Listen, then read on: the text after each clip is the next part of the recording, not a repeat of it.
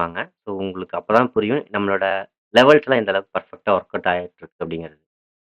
என்ன சொல்லியிருந்தேன்னு பார்த்தீங்கன்னா, 25,460 ஒரு இம்பார்ட்டன்டான ஒரு ரேஞ்ச் ஆகும். ஸோ நெக்ஸ்ட் பார்த்தீங்கன்னா, 25,260 இந்த லெவல் வந்து ஒரு இம்பார்ட்டன்டான ரேஞ்சாவும் நம்ம சொல்லியிருந்தோம்.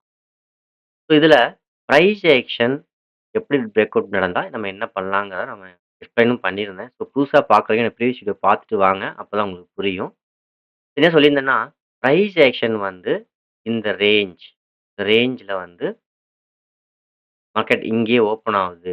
பிட்வீன் இந்த ரேஞ்சுக்குள்ளேயே ஓப்பன் ஆகுதுன்னா, பிரைஸ் ஆக்ஷன் வந்து குடுத்துட்டு பிரேக் அவுட் பிரேக் டவுன் ஆச்சு அப்டின்னா, நம்ம வந்து கேர்ஃபுல்லா இருங்க. ரொம்ப பெரிய பிக் மூவ் இருக்கும்னு நம்ம சொல்லியிருந்தோம். ஸோ அதே போல நல்ல ஒரு பிக் மூவ். என்னோட எக்ஸ்பெக்டேஷன் வந்து இன்னொரு 100 பாயிண்ட்ஸ் இருந்தது. பட் இருந்தாலும் இந்த இடத்துல வந்து நமக்கு எக்ஸிட் சிக்னல் கரெக்ட்டா குடுத்தனால நம்ம வந்து ப்ராஃபிட் எடுத்தோனே புக் பண்ணியாச்சு.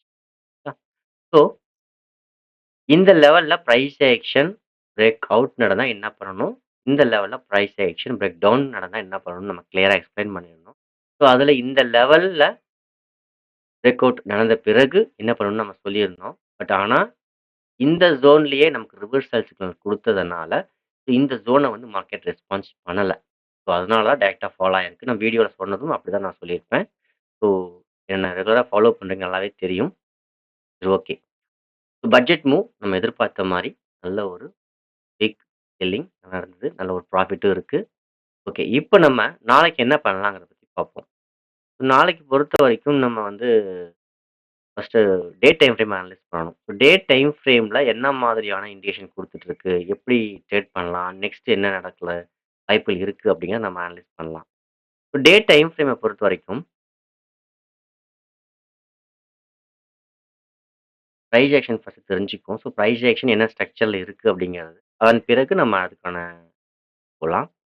ஸோ பிரைஸ் ஆக்ஷன பொறுத்தவரைக்கும் பார்த்தீங்கன்னா, நம்ம ஆல்ரெடி சொல்லியிருந்தோம். பிரைஸ் ஆக்ஷன் வந்து இங்கிருந்தே நமக்கு கிராக் ஆயிடுச்சு. ஸோ மார்க்கெட் வந்து டவுன் சைட்ல இருக்கு. ஸோ என்னோட ரெகுலரா ஃபாலோ பண்றீங்க நல்லாவே தெரியும். ஸோ மறுபடியும் மார்க்கெட் வந்து புல் பேக் ஆயிட்டு டவுன். ஸோ இப்போ price action structure day time பொறுத்தவரைக்கும் நல்லாவே உங்களுக்கு தெரியும். ஸோ இட்ஸ் டவுன் ட்ரெண்ட்ல இருக்கு. ஓகே. ஸோ இப்ப இந்த டவுன் ட்ரெண்ட்ல மார்க்கெட் வந்து இப்ப என்ன நடந்திருக்கு? அப்படிங்கிறது ரொம்ப இம்பார்ட்டன்டான ஒரு விஷயம். நேத்து நல்ல ஒரு ஃபாலிங் க்ளோசிங்கும் அதுக்கு கீழ தான் குடுத்துருக்கு. பிரைஸ் ஆக்ஷன் கீழ தான் பிரேக் அவுட் நடந்திருக்கு. So possibilities of failure price action low வந்து ஃபெயிலுக்கு சான்சஸ் இருக்கு. ஸோ அது என்ன நடக்குங்கிறத பார்ப்போம். ஸோ இப்போ பிரைஸ் ஆக்ஷன பொறுத்தவரைக்கும்